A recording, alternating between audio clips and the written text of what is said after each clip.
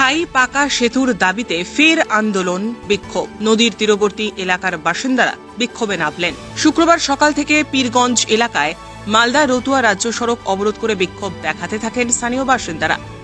অবরোধকারীরা রাজ্য সড়কের ওপর প্ল্যাকার্ড হাতে বসে পড়েন এবং রাস্তায় টায়ার জ্বালিয়ে বিক্ষোভ দেখাতে থাকেন। তাদের একটাই দাবি, অবিলম্বে রতুয়া ২ নম্বর ব্লক এবং পুরাতন মালদা এই দুটি ব্লকের সংযোগস্থলের মাঝখান দিয়ে বয়ে যাওয়া মহানন্দা নদীর ওপরে যেন কংক্রিটের পাকা সেতু দ্রুত নির্মাণ করা হয়। তার দাবিতে অবরুদ্ধ হয়ে পড়ে এবং যান চলাচল ব্যাহত হয়। যদিও পরবর্তীতে ঘটনাস্থলে পুলিশ ছুটে আসে। অবরোধকারীদের একটাই দাবি, যতক্ষণ না পর্যন্ত প্রশাসনের আধিকারিকেরা ঘটনাস্থলে এসে ব্রিজ তৈরির আশ্বাস দিচ্ছেন, ততক্ষণ পর্যন্ত অবরোধ চলবে। এই অবরোধ তো কতক্ষণ চলবে সেটা তো আমাদের শুরু টাইম আছে, কিন্তু শেষ টাইম নাই। কেননা আজকে আনুমানিক 10 দিন থেকে কন্টিনিউ আমাদের অবরোধ বিভিন্ন জায়গায় বিভিন্ন দপ্তরে আমরা কিন্তু ছুটে বেড়াচ্ছি এবং আমাদের আন্দোলন কন্টিনিউ আছে। আজকে যদি 10 দিন বলে সেটাও 2017 থেকে আমাদের আন্দোলন কিন্তু কন্টিনিউ আছে। বিভিন্ন প্রতিনিধি, বিভিন্ন জনপ্রতিনিধি, আমলা তারা কিন্তু আমাদের মাঝে মধ্যে আশ্বস্ত করছেন যে আমরা প্রসিডিওর করছি, সময় লাগবে, সময় সাপেক্ষ হবে।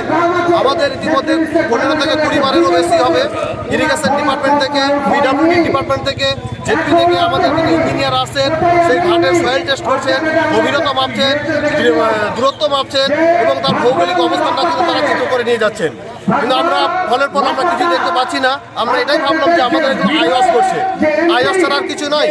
তাই আমরা এলাকাবাসী 4টি ব্লক, গোলমালদা, গাজর, ইংলিশ বাজার এবং রতুয়া 2, বিশেষ করে 4টে ব্লক, যে এই সমস্ত এলাকার জনগণ আমরা সিদ্ধান্ত নিয়েছি যে আমাদের এই আপ্রাণ চেষ্টা চলবে এবং অবস্থান বিক্ষোভ কিন্তু আমাদের অনন্তকাল থেকে চলবে। কেননা যতক্ষণ পর্যন্ত আমরা সতর্ক না পাচ্ছি ততক্ষণ পর্যন্ত আমাদের এই আন্দোলন চলবে। এবং আমাদের এই এলাকাবাসীর 4টি ব্লকে 4টি বিধানসভার এলাকাবাসীদের আমাদের কঠোর সিদ্ধান্ত এবং প্রতিজ্ঞাবদ্ধ আমরা হয়েছি যে আগামীতে 26-এ সম্ভবত 26-এ বিধানসভা নির্বাচন আছে, সেই নির্বাচনে আমাদের যে গণতান্ত্রিক অধিকার সেই জায়গা থেকে আমরা বয়কট করব এবং ভোট বয়কট করব। তাদের আমরা জানিয়ে দিতে চাই যে আমরা এলাকাবাসীর কতটা প্রয়োজন। আমরা মাটি থেকে কামড়ে শুরু করেছি আন্দোলনটা এবং আমাদের আন্দোলন চলবে অনন্তকাল পর্যন্ত। গত 7 বছর ধরে আমরা এলাকার সর্বস্তরের মানুষ এই আন্দোলনে ঝাঁপিয়ে পড়েছি। আমাদের একটাই দাবি, অবিলম্বে ব্রিজ তৈরি করতে হবে। আমাদের দাবিকে মান্যতা দিয়ে 2019 সালে লোকসভা নির্বাচনের আগে তৎকালীন উত্তরবঙ্গ উন্নয়ন মন্ত্রী রবীন্দ্রনাথ ঘোষ, তৎকালীন ডিএমএসপি আমাদের এই ময়দানে এসে ঘোষণা করেছিলেন অবিলম্বে ব্রিজ তৈরি করতে হবে। তারপরে কোনো কিছু শোনা না হওয়া আবার আমরা আন্দোলনে নামি। আবার 2022 সালের 30 জুলাই বর্তমান যিনি ডিএম রয়েছেন নীতিন সিংহানিয়া, তিনি ঘোষণা করেন 3 মাসের মধ্যে ব্রিজের কাজ শুরু হবে। এবং বর্তমান যিনি বিধায়ক রয়েছেন এবং শাসক জেলা সভাপতি মাননীয় আব্দুর রহিম বক্স, তিনি ঘোষণা করেন 15 দিনের মধ্যে মাটি পরীক্ষার কাজ শুরু হবে। আমাদের দাবি অবিলম্বে ব্রিজ তৈরি করতে হবে এবং এর আগে 2 দিন বা যেহেতু আমরা মিথ্যা প্রতিশ্রুতি শিকার, আজকে আমরা কোনো মিথ্যা প্রতিশ্রুতি নয়, অবিলম্বে দেশের আইন কিভাবে করে, কিভাবে পাস করবেন, টেন্ডার কি করবেন আমরা কিচ্ছু জানি না। অবিলম্বে আজকে ব্রিজের কাজ করবেন। আমরা এখান থেকে রাস্তা ছাড়বো না যতক্ষণ না পর্যন্ত ডিএম আসবেন, ক্ষমা চাইবেন, ক্ষমা চেয়ে ব্রিজের কাজ শুরু করবেন। এখন বলতে পারেন টেন্ডার ওইভাবে হয় না, কাজ এভাবে শুরু হয় না।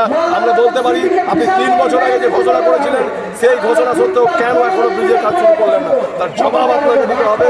এবং জবাব চাইতেই আজকের এই পথ অবরোধ কর্মসূচি। এলাকার হাজার হাজার মানুষ স্বতঃস্ফূর্তভাবে আজকে জুম্মার দিন, আগামী রবিবার থেকে রোজা, আগামী সোমবার থেকে এইচএস পরীক্ষা, এই সব কিছু প্রতিকূলতাকে উপেক্ষা করে আজকে স্বতঃস্ফূর্তভাবে হাজার হাজার মানুষ এই আন্দোলনে অংশগ্রহণ করেছেন। আমাদের দাবি একটাই, আমাদের লক্ষ্য একটাই, আমাদের উদ্দেশ্য একটাই, অবিলম্বে ব্রিজ তৈরি করতে হবে, অবিলম্বে ব্রিজ তৈরি করতে হবে এবং অবিলম্বে ব্রিজ তৈরি করতে হবে। এখন পর্যন্ত নীতিন সিংহানিয়া আসছেন, উনি ক্ষমা চাইবেন, ক্ষমা চাওয়ার পর কি প্রস্তাব দিবেন আমরা সেটা বিবেচনা করব।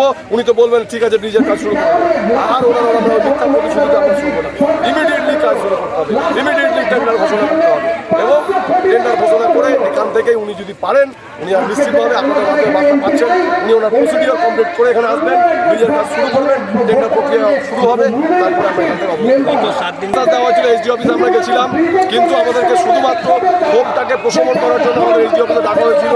কোনো ধরনের কোনো প্রক্রিয়াকরণ শুরু হয়নি, একেবারে ভাওতাবাজি, আমাদের সঙ্গে ধোঁকাবাজি চলছে, মিথ্যা প্রতিশ্রুতি দিয়ে দিনের পর দিন আন্দোলনকে প্রশমন করার চেষ্টা আমরা আর মিথ্যা প্রতিশ্রুতি আমরা ভুলবো না। আমরা সর্বস্তরের এলাকার মানুষ ঐক্যবদ্ধ, সংঘবদ্ধ, জোটবদ্ধভাবে কাঁধে কাঁধ মিলিয়ে আজকে লড়াইয়ের ময়দানে নেমেছি। আমাদের রাস্তায় একমাত্র রাস্তা, অবিলম্বে ব্রিজ তৈরি করতে হবে। এই দাবিতে আমরা যতক্ষণ না পর্যন্ত তবে আমাদের শেষ পথ হচ্ছে আগামী বিধানসভা ভোট। কিন্তু বিধানসভা ভোট তো পরের কথা, আমরা তার আগেই যতক্ষণ না পর্যন্ত ডিএম আসবে এখানে এসে ক্ষমা চাইবেন, টেন্ডার প্রক্রিয়া অংশগ্রহণ করবেন, টেন্ডার প্রক্রিয়াকরণ চালু করবেন, ততক্ষণ পর্যন্ত রাস্তায় একমাত্র আমাদের রাস্তা ছাড়া কোনো বয়কট পরের ব্যাপার। ভোট বয়কট অব্দি আমরা যেতেই দেবো। শেষ পথ হচ্ছে ভোট বয়কট। ব্যুরো রিপোর্ট, উত্তরের প্রহরী।